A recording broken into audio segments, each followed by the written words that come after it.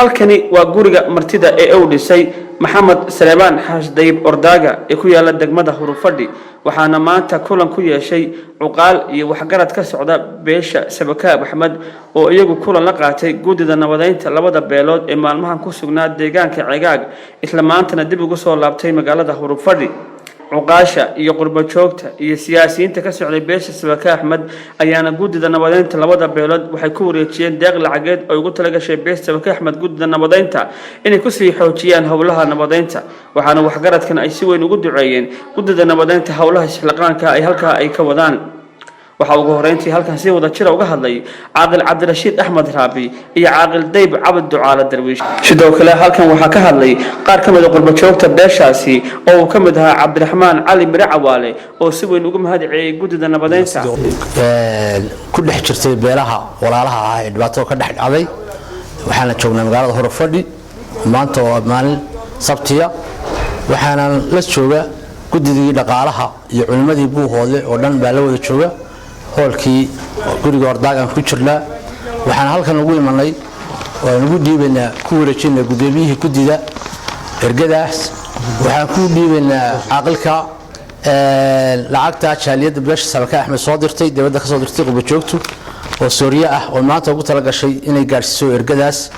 yaan ugu ku wareejinay aqalka maamaya intay maqashta ee joogta iyo intii soo dirtay wajaasa kala khayr ilaahay khayraadi ka abaal mariyo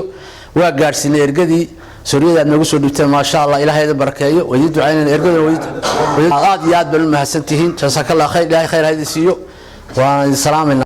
أنا قلنا عاقل عبد الله سليمان حاج أحمد وحن كقدوني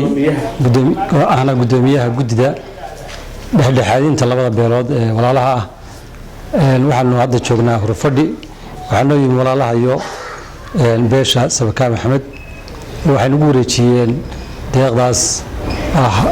بدوني وانا كمهد علينا ومهد إلى بعدي إلى وانا مهد علينا بيشاس وحنا كلهم مهد علينا علماء يودت كشغيني نبضة يو حولها كله كعنت كوهي دمان وما كلا حرين هوشتن وحنا لنا إلهي هنقوليه وانا إذا كجدوني وبلا توفيق. السلام عليكم ورحمة الله وبركاته. وحنا أصو سيارني أصو بوغني سدا عاقلك هرشيغي aad arkayseen Suuriyo la sheegay oo la arkayay kagana qayb qaadano nabadeynta iyo tasliixa iyo wanaagga la wado oo ay soo direen qurba joogta iyo waxgaradka beesha Sabakaab Axmed kagana qayb qaadanayaan nabadeynta iyo wanaagga iyo tasliixa la wado inta weeye in kala waxaan ku darayaa insha Allah billahi kariim culimada iyo uqaasha iyo odayaasha iyo waxgaradka u jooga nabadeynta iyo hawsha in Ilaahay u sikhiro walays badan bay deegaanka iyo dalkaba ku haysan hawsha lagu jiri jiray oo cid kasta oo ku jiri jirtay culayskeeda way garanaysaa waxaana leenahay dadka daawanaya ee deegaanka gobolka Cayn ka soo jeeda hawshaas hana lagu daydo ergadana culayskeeda iyo maamuuskeeda hala siiyo maadaama ay ka shaqeynayaan hawl wadareed inaga wada dhaxaysa iyagana Ilaahay si gaar ah ugu ilhaameeyay iyagana aan ugu tahniyadeyno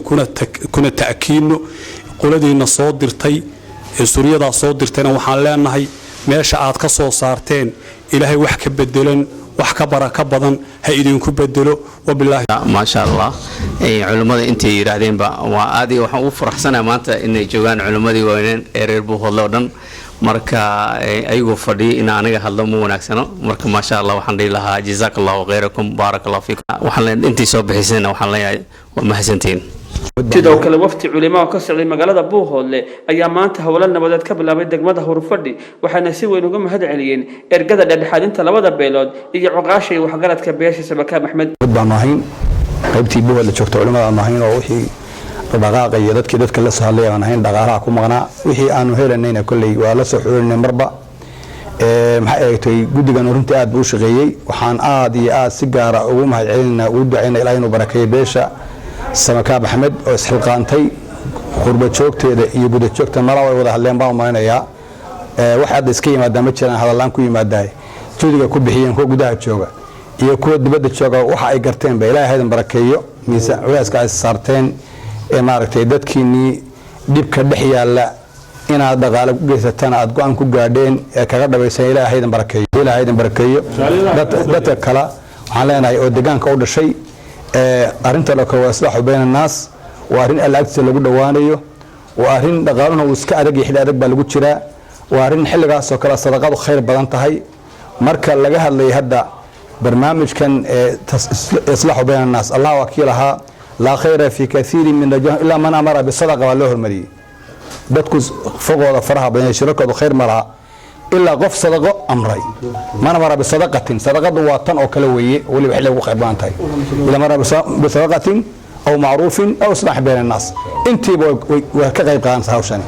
وعلى عصام سعر دكتور وركه هذه تلفزيون اس بي سي مقالة أبوه هو اللي حروتها قبل كعين